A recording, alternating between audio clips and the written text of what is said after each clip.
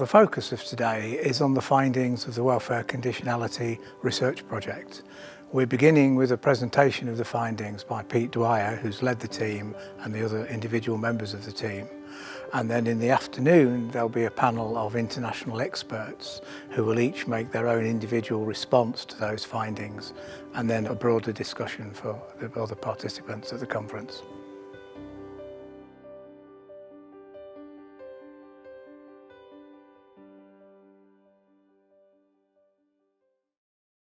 So first of all, thank you so much for this study. I have to say it's been fascinating reading the outputs after having been a small part at the very beginning of this effort. So it's been really fascinating to see it come to this and the outputs produced so far.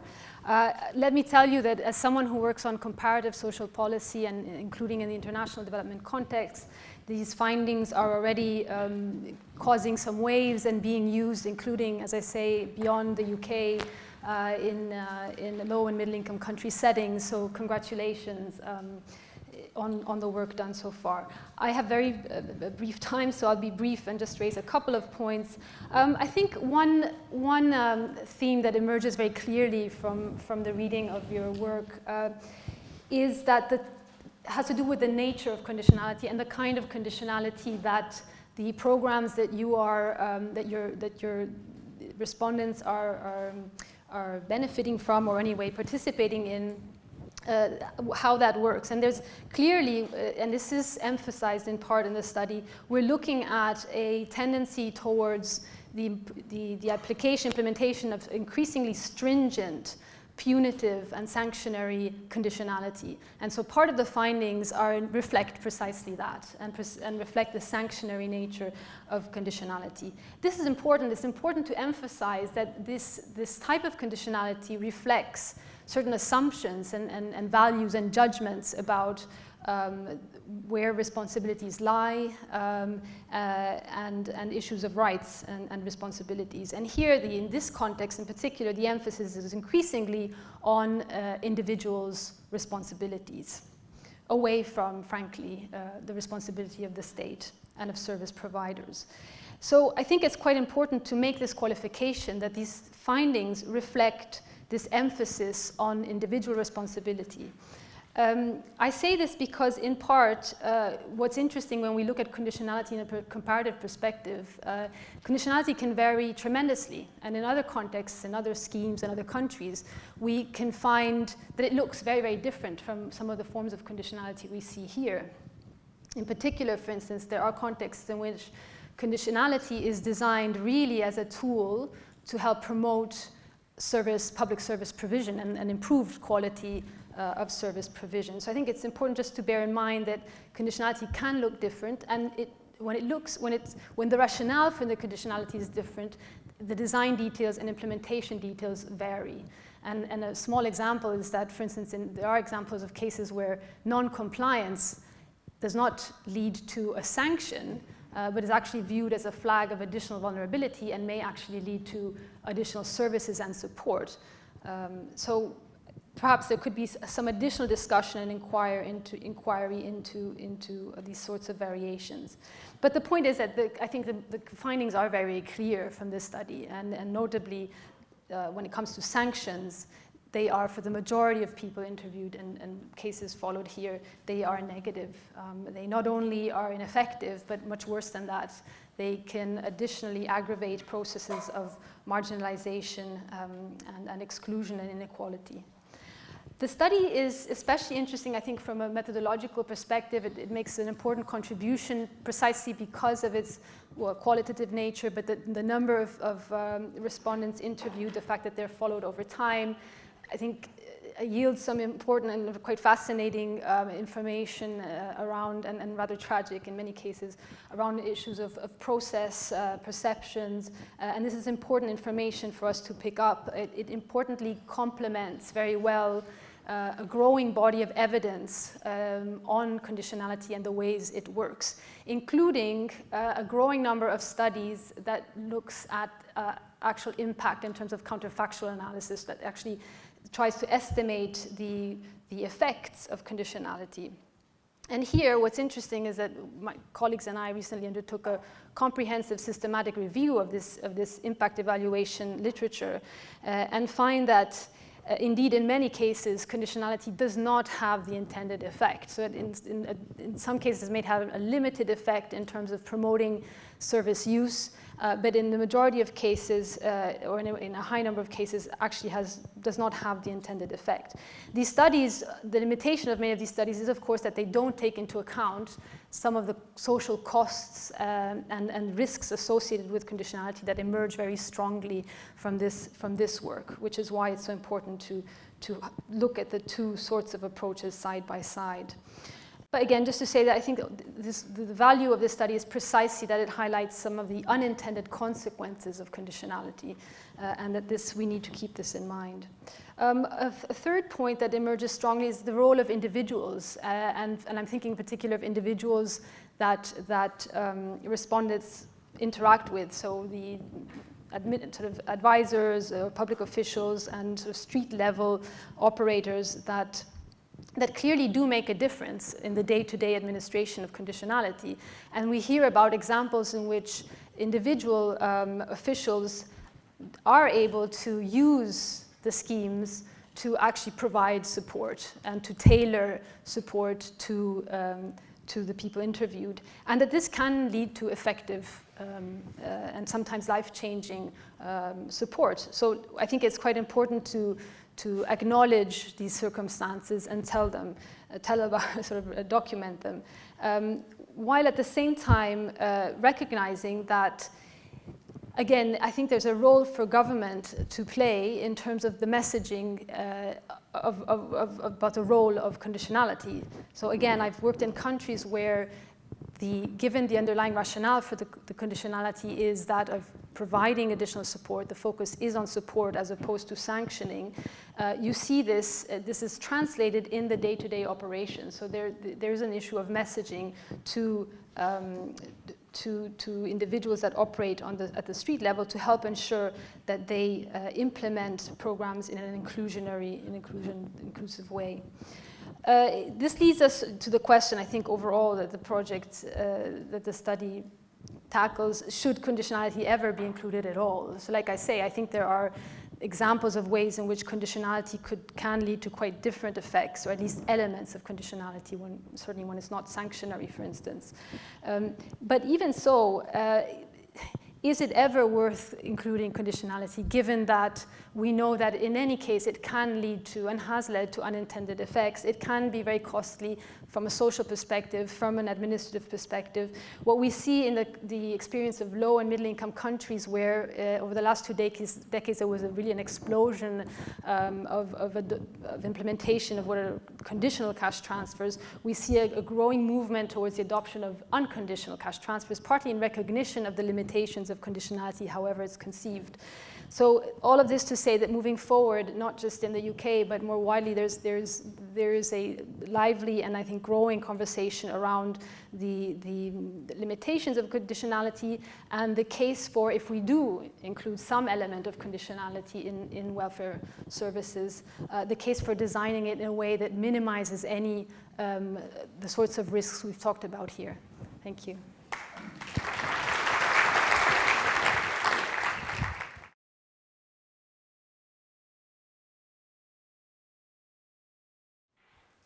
I was here for the opening conference, struck by the great ambition of this project and the boldness of this group that has put it together.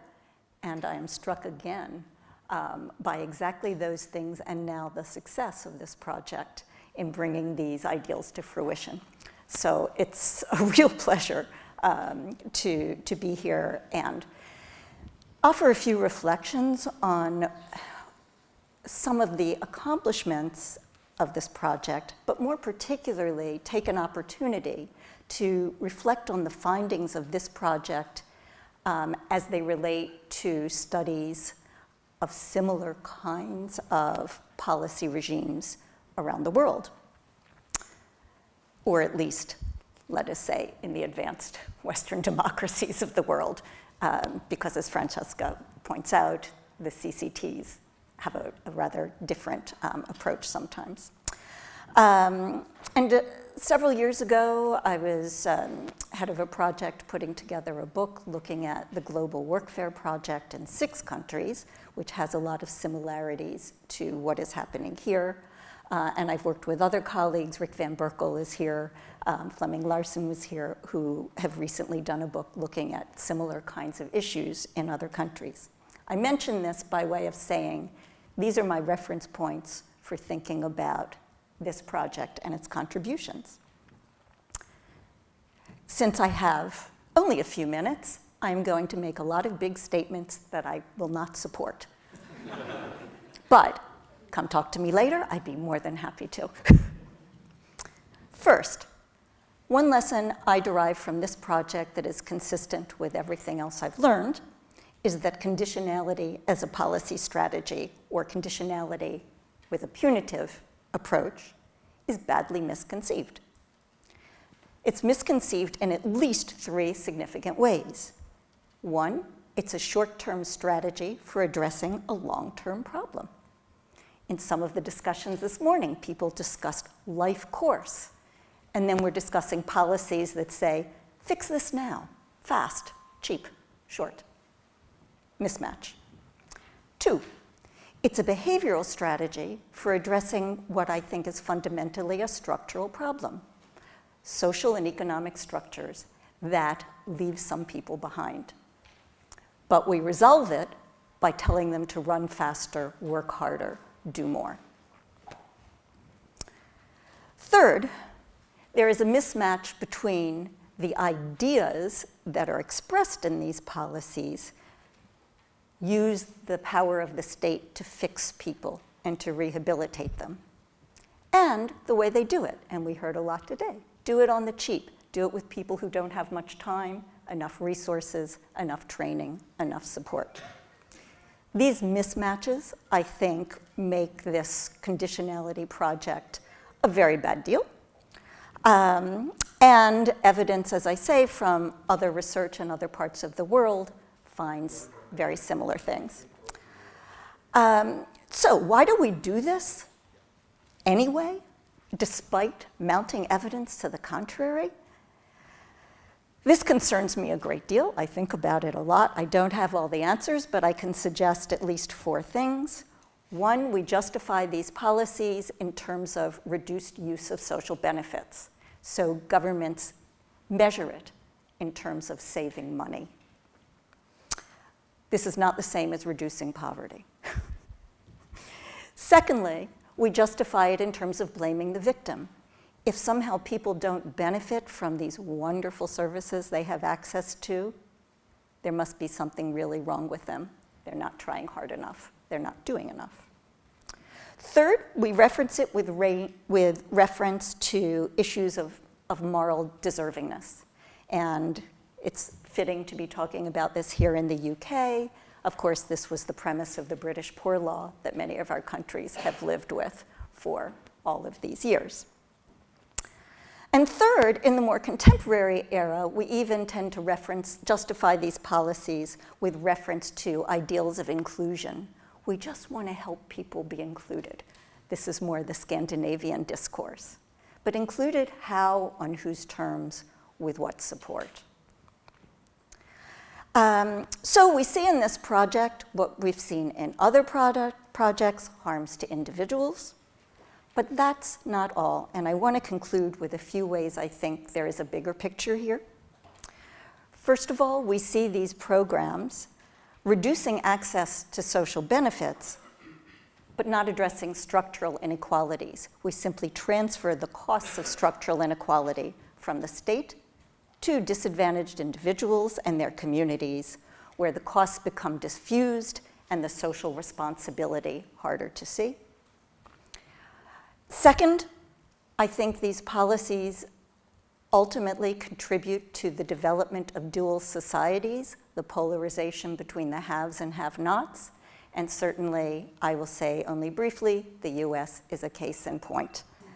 Again, with reference to the UK, I think this is a problem for democracy. Highly unequal societies, find their democracies vulnerable. We are experiencing this today. And I'm reminded of T.H. Marshall and how he saw disadvantage, social policy, and democracy as closely bound. And I think the bigger lessons for this from this project have to do with these large issues of where democracies go from here. Thank you.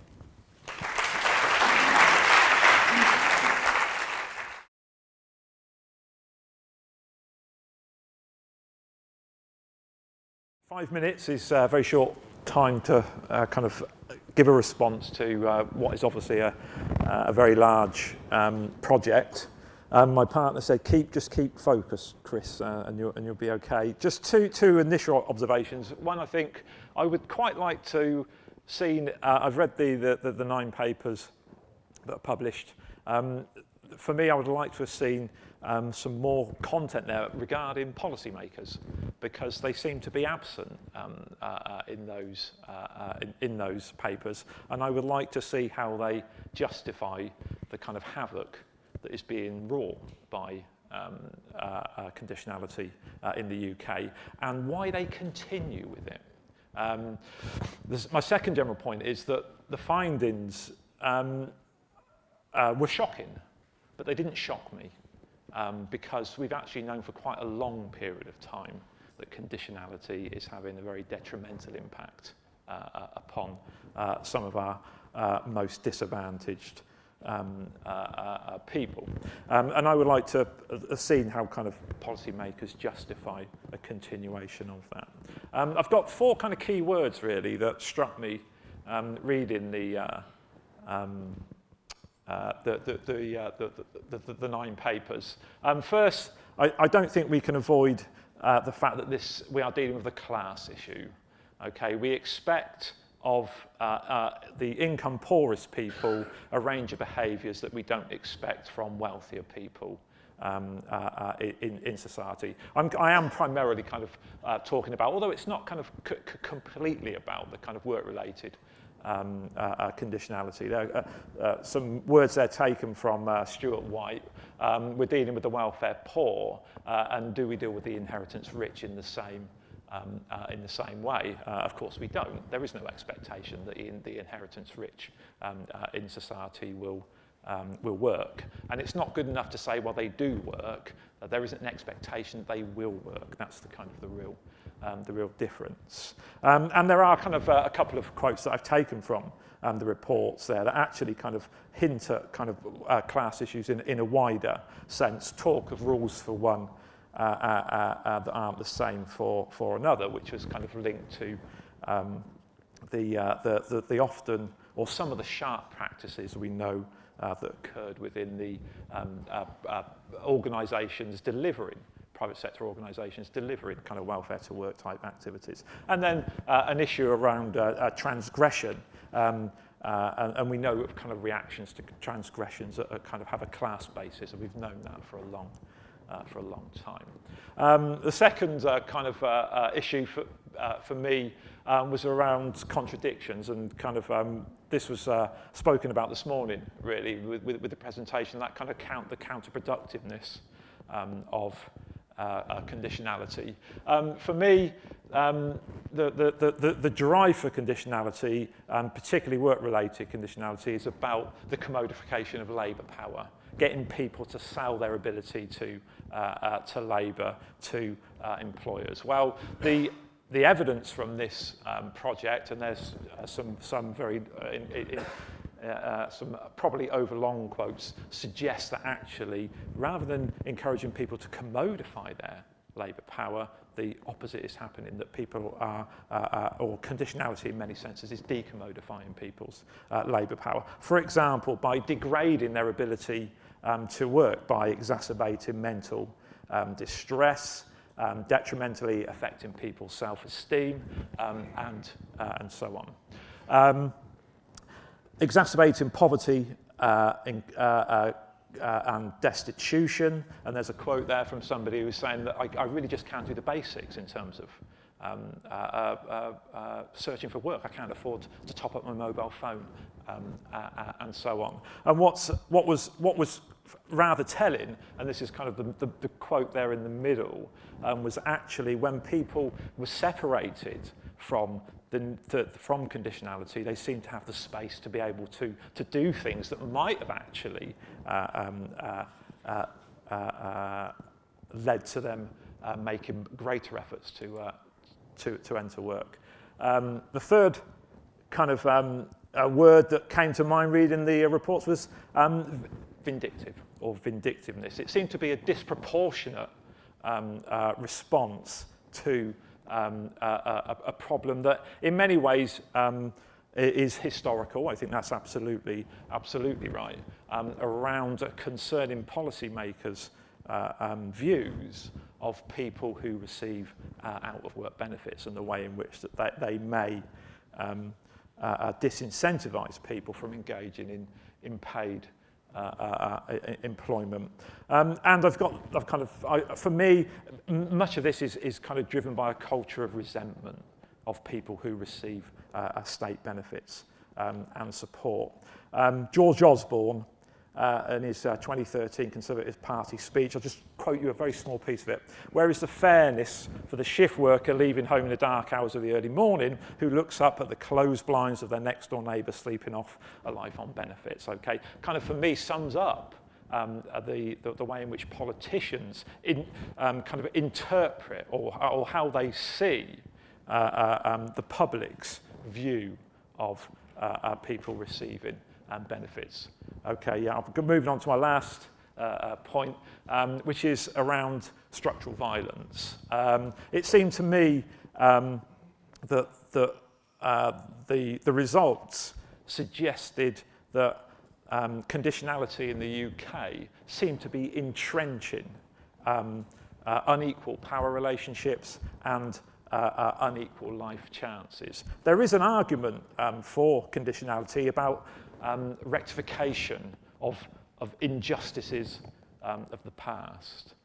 That certainly to me was not visible in the results from this particular research. In contrast, it seemed to be entrenching social and economic inequalities. Thank you.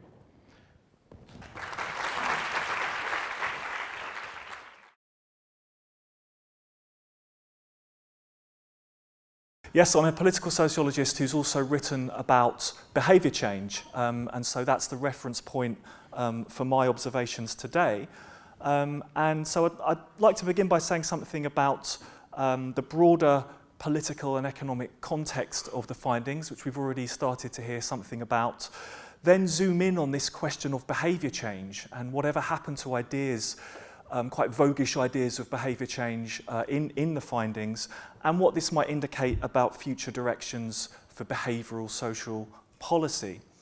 So starting with some more generalist observations about the bigger picture, and I think this has just been encapsulated in a really sharp way in the last presentation. I'm curious about evidence for any ideological motivations behind this agenda over the recent period. Because one thing that struck me about the findings is that the rights and responsibilities discourse that was associated with the third way seems to be widely accepted by participants and practitioners, at least at a base level. And yet we've also seen almost universal objection to, resistance to, the very punitive sanctions regime that has emerged and has been overlaid on top of that basic rights and responsibilities kind of narrative. So I wondered about evidence for an ideologically driven commitment to those punitive sanctions on the part of policymakers at the elite level and also at the street level. I mean, for example, we heard a lot about the risks of people disengaging from the system altogether when they thought they were finding it too punitive. And the thought occurs to me that there are a number of policymakers in the present climate who would be perfectly happy with that, for people disengaging from the system, because it would be evidence of, dare I say, a hostile environment having been created for the participants. This relates to the second area, which is the political economy, and certainly in the UK context, I'm sort of keen to know a bit more about the role of at least a perceived austerity context in informing the decisions of the policy community in rolling out this agenda. And of course that relates to the ideological question, because it begs the issue, well, if economic times do get better and the austerity argument starts to fall away, do we think that this rather punitive sanctions mentality would still continue to be rolled out even in better economic times? And the third area I'll just touch upon there, just something that jumped out at me, was a sense of bureaucratic or policy stasis at the moment, a sense that there was no real fresh thinking coming out in the policy community beyond some of this slightly tired rhetoric around sanctions and further attacking those who are undeserving. And this is quite interesting from the behavioural perspective, because there's so much work, rich work being rolled out and highly contested, behavioural economics, psychology, but a lot of that agenda, which we talked about at the start of the project, has actually fallen away. So I detected, and there might be more evidence of this as we drill down into the data, but very little evidence of so-called nudge-type interventions in the material. This is no great surprise to me, given that at our preliminary conference, we debated the potential relationship between nudge and conditionality. And one thing that came out of that was a sense that, well, the image of the agent that nudge presents is so debilitated, so pared down, we're so hopeless in that worldview that we can't really engage in meaningful conditional, contractual type relationships of any variety. But nor was there much evidence of deliberative engagement, participatory engagement between policymakers and the wider community, unsurprisingly given the ideological context. So instead, what struck me about what's emerged from the research is a very traditional picture in policy of there's incentives, there's a minimal degree of support, and there's harsh sanctions. So all this stuff around nudge and behavioural technologies is kind of fallen away. There's a very stark picture at the heart of this. And yet, what we have seen from the very rich kind of vignettes that are pointed to on the part of, drawn out from the experiences of participants, is a high degree of reflexivity among people who use the services. Evidence of willpower, contra nudge, because of course we're supposed to be no capacity for willpower and need to be nudged. A desire for agency and a very nuanced view of what does actually work on the part of clients, on the part of participants, and the support that is required. And so this was drawn out in the findings. We saw this morning the sorts of support that can be shown to work, individually tailored and flexible support, backed up by multi-partner approaches, and the significance of soft outcomes in achieving wider transformation. Finally, though, it seems to me that this presents some possible dilemmas. The kind of approach being advocated by the report seems to present some dilemmas. Does the ideological and economic climate we've talked about allow for such a policy reset of the sort that's being called here? And if so, who are the actors that might bring this about? It's great we've got practitioners and policymakers and academics here today, so who do we think the activists, the agents are, who might bring about this kind of culture change to reset policy? And I'll conclude by pointing to one risk, which has also been touched upon this morning, which that it seems to me that the sorts of measures being advocated in the report are gesturing more towards what we might call a social democratic type of response to the behaviour agenda, but without going back to the kind of command and control state. It's about individually tailored support, individual support being offered to participants.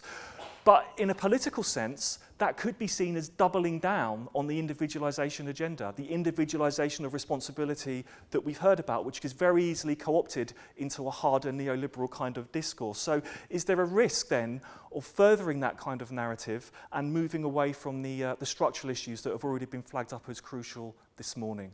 Thank you very much.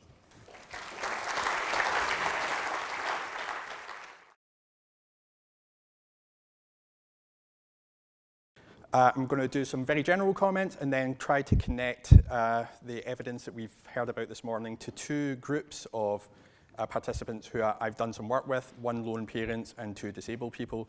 There's two reasons for this. One, I'm going to try and flog my own books while I'm here, very important. And two, because I think there's a connection here about the misdiagnosis of the problem. And I think one of the reasons that conditionality has been so troubling in this area is that there isn't an evidence base behind it that says what is the nature of the problem that these people face in terms of labour market participation, which is something that I'm very interested in.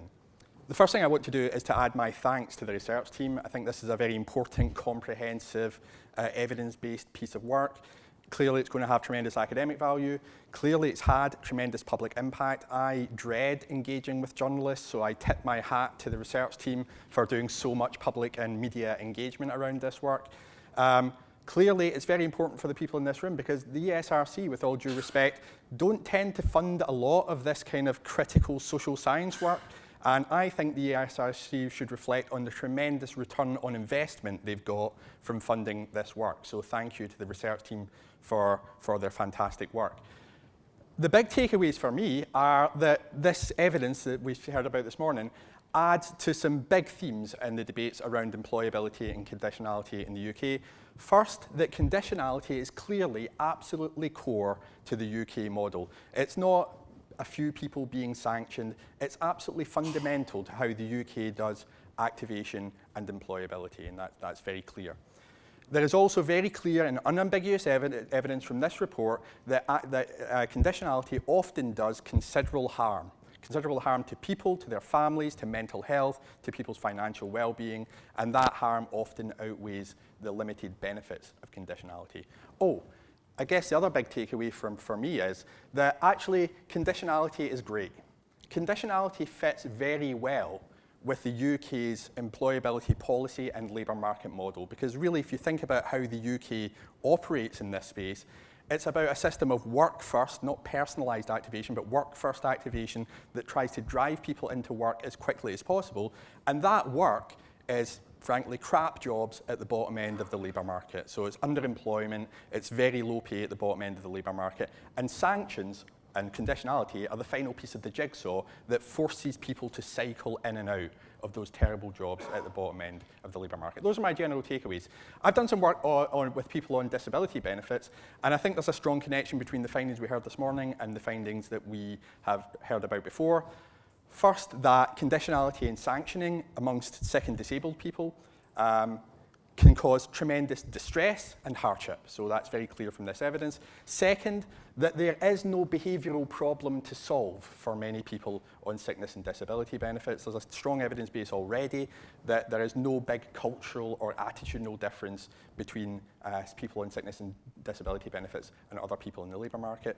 This research adds to very clear evidence that work-first activation doesn't deliver the personalised conditionality that was promised, but in fact just enforces wasted job search effort for people, many of whom are too sick to work.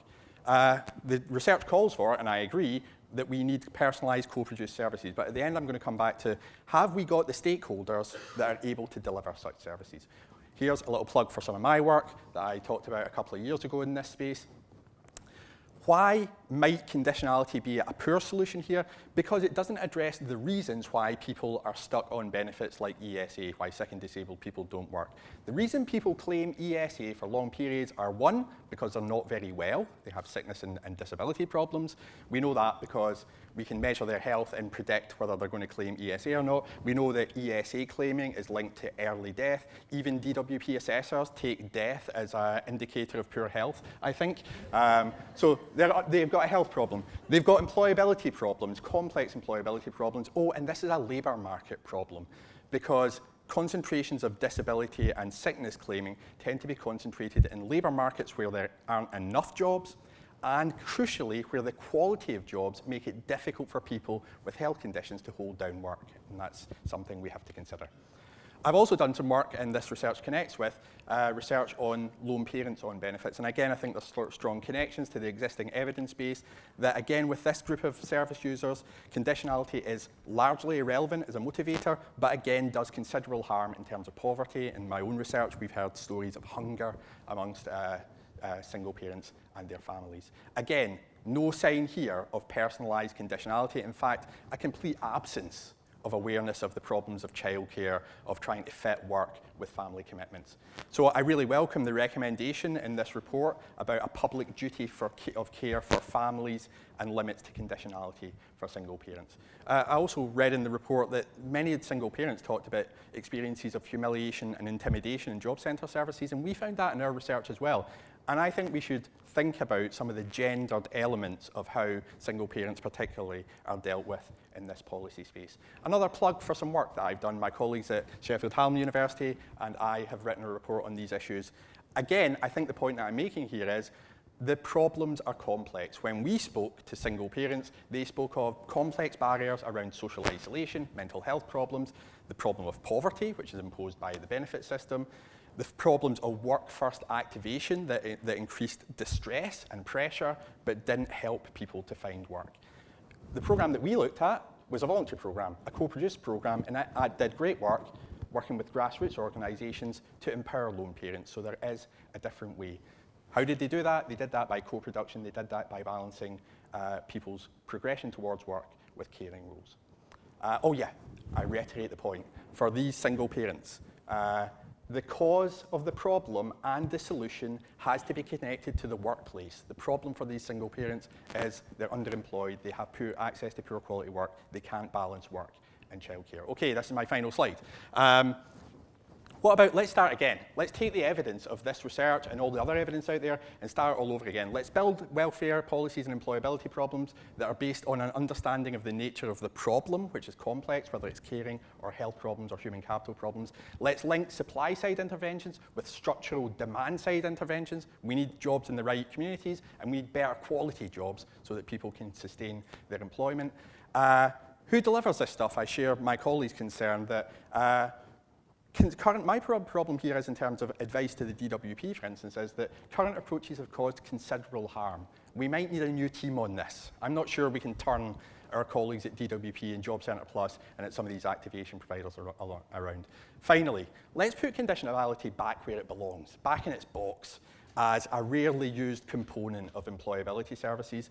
That's how conditionality works in housing for the last 70 years until recently. That's how it works in health. That's how it works in other countries, not countries far away, countries like Scotland, where we're building a social security system based on dignity and respect. There is an alternative, and I thank the research team for building the evidence base to help drive that change. Thank you.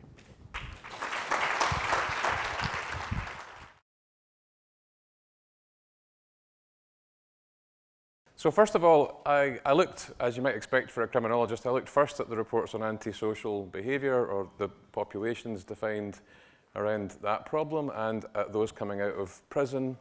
And immediately, it's obvious there are complementarities with a huge body of evidence now in criminology around the process by which people cease or desist from offending, called desistance research. And 3 take-home points in that body of evidence, which are exactly parallel, it seems, with the findings from this research. Change is complex. It's especially complex for highly marginalized populations. It's kind of obvious, but important.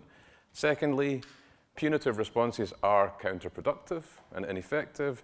And thirdly, that there is value in tailored support for personal development offered in the context of legitimate relationships, which includes practical material help that alters social circumstances. So that's a bit of desistance research which seems to chime very, very closely with those 2 sub-projects. But I want mostly to focus from a slightly more sociological perspective on the project as a whole, and to return to 2 questions that I asked 4 years ago when invited to the previous conference. So I asked, does the suspension of benefit claims have something in common with sanctions in the criminal justice system that impose suspension or conditional forms of punishment? And secondly, is welfare conditionality aimed at discipline, regulation, or cost saving through the diminution of claims or through the diminution of citizens' eligibility for state support? And I think that the answer to the second question from my reading of the project's reports is that this is not a disciplinary system. It's defended by a disciplinary logic. It's articulated through a disciplinary rhetoric, but I don't think that's the either the effect of it in terms of lived experience or perhaps the true intent behind it. And I'm driven to that understanding by commonalities between this project's findings and findings in a project I led, a European project on offender supervision in Europe across 23 countries. And there, we did some innovative pilot projects to try to develop new approaches to studying what it's like to be supervised across different jurisdictions. So we used photography, we even used songwriting, we used more conventional survey research, and a variety of observational methods to study the lived experience of being supervised.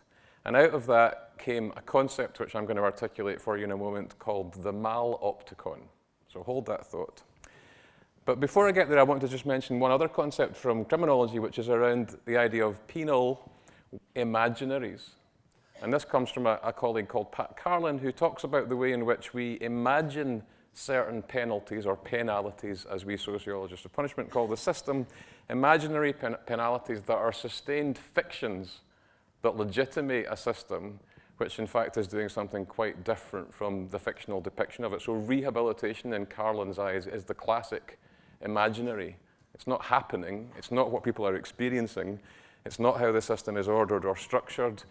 Instead, it's something which exists merely to sustain the system's legitimacy. And I wonder whether we could ask the question on the basis of the findings of this project, is conditionality's effectiveness symbolic rather than instrumental or material?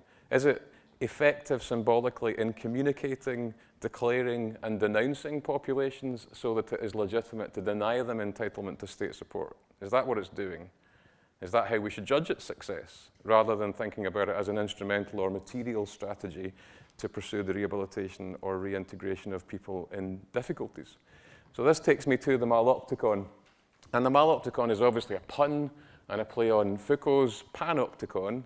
It's also, if you're a linguist, a horrible splice between Greek and Latin. It should be called the cacopticon, but in Glasgow, that wouldn't work. So the malopticon is a social institution or a process or a practice which sees you badly. In other words, it misrecognizes you and objectifies you in a particular way. But it's not just that it sees you badly, it also sees you as bad. So the second part of its processing is to degrade you in moral terms. So you're misrecognized, objectified, and degraded, and then that badness is projected socially through the malopticon. So you're misrecognized, objectified, degraded, reified, created as the claimant, and that status is projected socially with real material consequences, as well as with real suffering occasioned by the effects on human dignity. But I want to end with just one offering of a little hope, which is also present in the findings. Malopticism, or maloptical practices, are not inevitable in welfare systems nor in penal systems. And indeed, in our project, we found evidence that supervision, even although it was always painful and punishing, could nonetheless be experienced as legitimate and helpful under certain conditions. And those conditions relate to a dialogic quality between the supervisor and the institutions that he or she represents and the supervised. They relate to the helpfulness of the supervision to help the person become who they wish to be, to its temporality. In other words, it needs to be linked to the idea of a hope of a better future or freedom in the penal system. And finally, it relates to the question of what I've called a bit clumsily here the recognitive fit between the supervisor and the supervisee, meaning do they see and recognize one another, or are they at odds in a system of symbolic violence, if you like? So that drives me back to where I started, with the importance of the relationships between support and sanction, compulsion and negotiation in both welfare and penal systems. And that leaves me, for the rest of the conference, particularly intrigued to hear more about the nuances of the lived experience of conditionality, which I think should help us better map out if, where, when, and how supervisory practices in either system can be ethical and integrative, and not just maloptical, and forms of, to plug my forthcoming book, pervasive punishment. Thank you very much.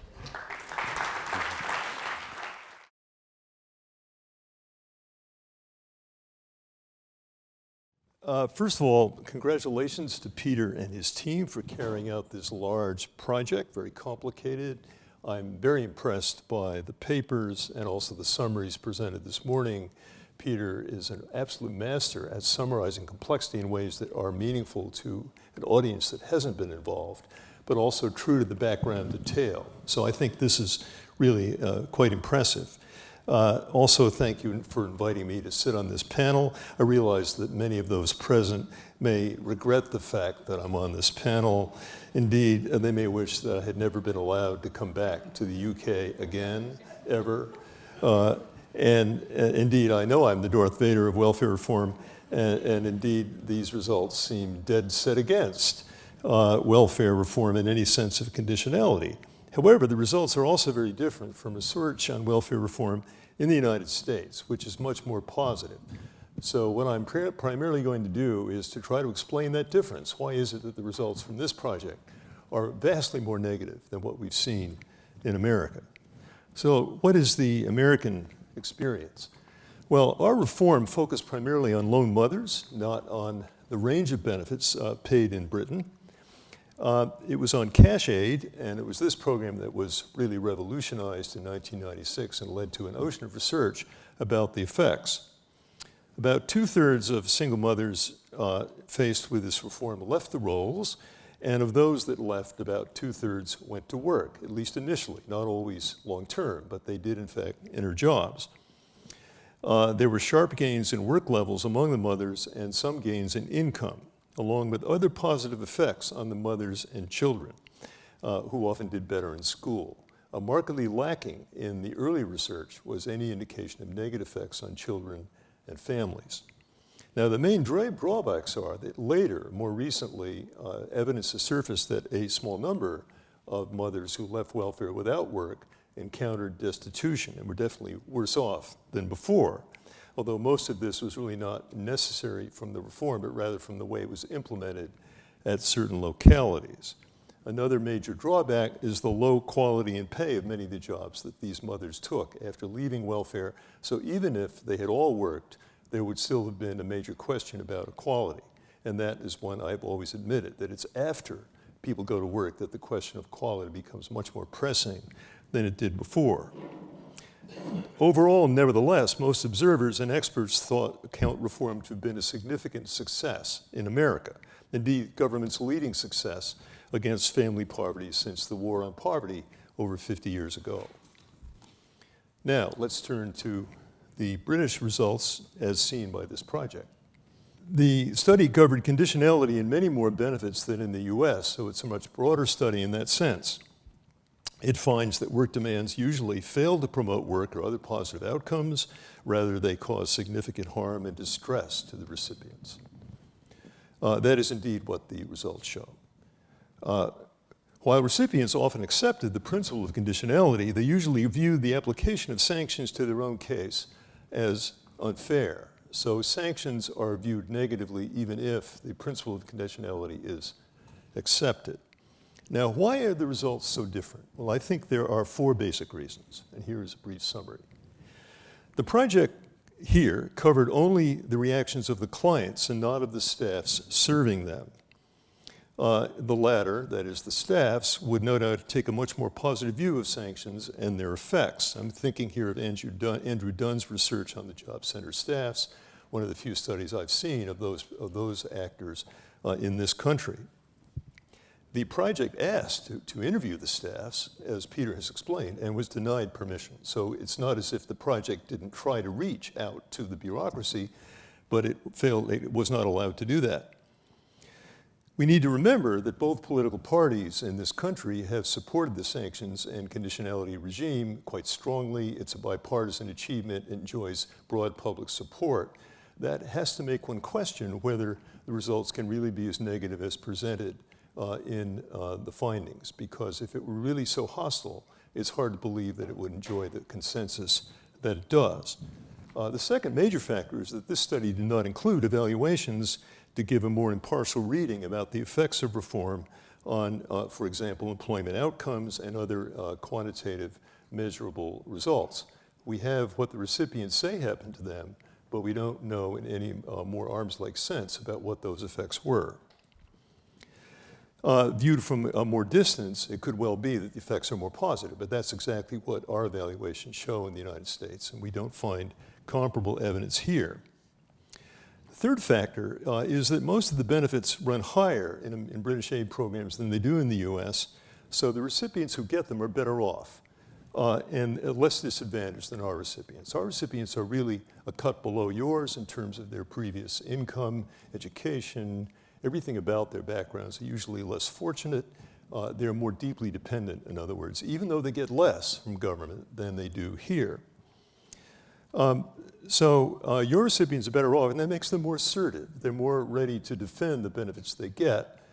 They don't think they're without resources. They come back against the system. Our recipients, however, generally accept the authority of the staffs. They do accept that they should work, and they usually, if you tell them to work, they will do so. In my own studies, I find that the share of recipients required to participate in the work program is the major determinant of whether they in fact go to work, controlling for the labor market, for the demographics of the clients, and the bureaucracy. So there's a major difference in the response to authority. Here, it's much more resistant than is true in the US. And fourthly, and related to that, the recipients here are more individualist. That is, they're more ready to assert themselves, and that reflects mainstream culture. Indeed, Britain is an individualist culture, one of the most strongly individualist in the world, and the recipients reflect that. But in the United States, our recipients in general do not reflect that. Why is the difference? Well, our recipients, at least the long-term cases, mostly come from outside the Western world. They are not individualists. They're much more cautious, more passive, more reactive. They do what they're told. They defer to authority. And that is a reason why, for us, it's been more possible to enforce work. Our recipients, faced with a work demand, left work very quickly, and they did so even in advance of the implementation of the work demand. In this country, they resist, even after the regime is fully instituted with the backing of Parliament and the public. So the difference is, the cultural difference has a lot to do with why they resist and why the findings are so hostile. So paradoxically, this is what's interesting, the greater assertiveness of the British recipients says to me that they're actually less dependent, quite a bit less, than our recipients. They're more able to fend for themselves if government insists. Maybe what they need is simply more tough love. This is rather paradoxical. When I interviewed a group of recipients for the BBC several years ago, they spat my eye the way they don't in the US. What's the difference? Well, I was impressed by them. They were asserting themselves. And I said to myself, wow, these are the same people who defeated the Germans in World War II and used to rule a quarter of the world. You know, it's not an accident that they're assertive. They look like they're ready to march on Berlin tomorrow, so it seemed. So it's hard to argue that these findings, though they're very hostile, really justify a regime that isn't conditional. It seems to me it's still the case, still a good case to be made, that the employable simply shouldn't get aid at all unless in response to working. We ought to require work first and then pay aid if necessary. Government's basic mistake has been to allow people on aid who could work and then have to persuade them to work. No, they should work first, and then we aid them if necessary. That's what we're moving towards in the United States, and I urge you to do the same thing here. Thank you.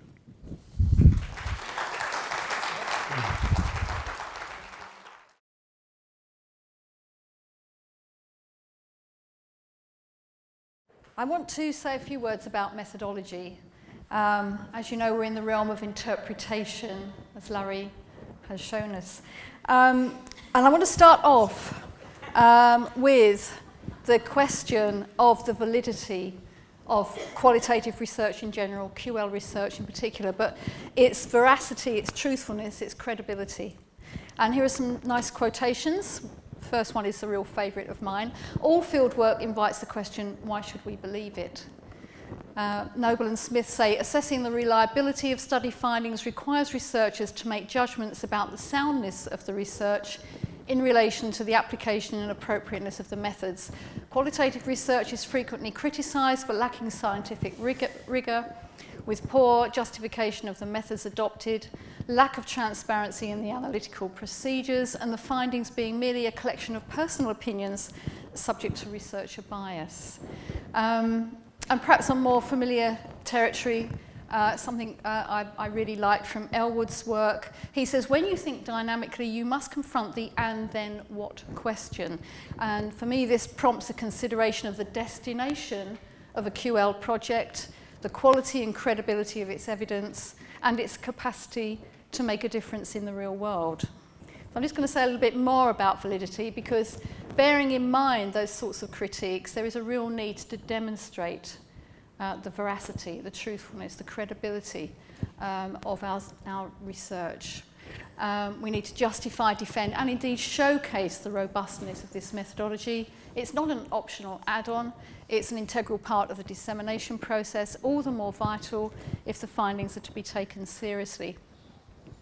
But just to say at this point, there are no clear criteria for judging the quality of qualitative inquiry. Across the board, findings are always inherently provisional and tied to particular contexts of time and place. In other words, we cannot seek universal or definitive findings. And there's nowhere is that more apparent than when we're working through time, as Pete and the team have done in this study, because there is no temporal fixity. Every time you go out in the field, you find something different. And therefore, our aims in terms of demonstrating validity have to be quite modest, and we have to think quite carefully about them.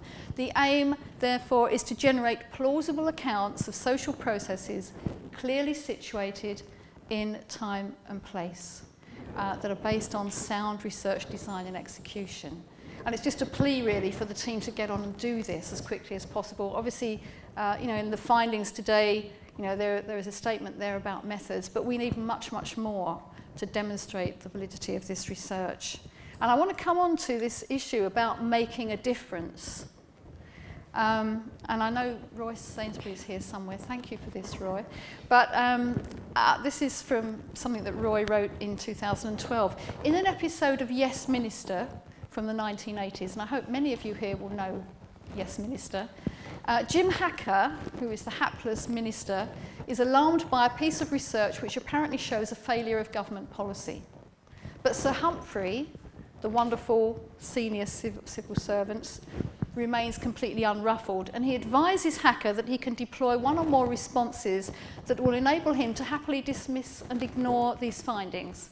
And here are his suggestions. It's out of date, the sample is too small, the policy has changed since the research was conducted, and the issues raised have already been dealt with. Roy says rationality and logic are often trumped by other considerations. Bigger forces can easily relegate research to a bit player or no player at all. But when I rediscovered this, I went to look for this lovely piece of writing from Roy. It really struck a chord with me, because these charges, all of them, have been levelled at the WelCond study in the last 3 or 4 weeks. So this becomes quite a serious issue. So I'm going to just finish then with 2 issues for WelCond. And the first is the nature of longitudinal inquiry. It's a question for us to consider. Does longitudinal inquiry simply take too long to be of value for policy and practice, especially in fast-moving areas of policy development such as universal credit? My own view is no, and I've put up there some reasons why. QL research is grounded in and it mirrors real-world processes, and this is quite clearly stated in the findings from the study. It's ideally suited to shedding light on the impact and effectiveness of state interventions that are designed to change people's behaviour. That's absolutely clear. But the issue of sampling is the second big issue here. Are the samples in this study biased? Do they include a disproportionate number of people with negative experiences of welfare conditionality and or those who have been sanctioned? The team has highlighted the difficulties of generating sample profiles that map robustly onto national data. It's simply not possible to do that in the way that we might like. In my answer to that question, are the samples biased? I'm quite clear that they are not. You know, there's a very robust methodology, purposive sampling logic, drawing on a range of experiences of different forms of welfare conditionality across differently constituted groups, resulting in what I think are measured findings, bearing in mind the research questions that are driving this study. But as I've said, these are already live issues for the WelCond team, with evidence that Sir Humphrey's response remains alive and kicking in some quarters of central government. So it's just to finish off, these are issues I think that are quite pressing for us for this study, and I'm opening them up for discussion and debate. Thank you very much.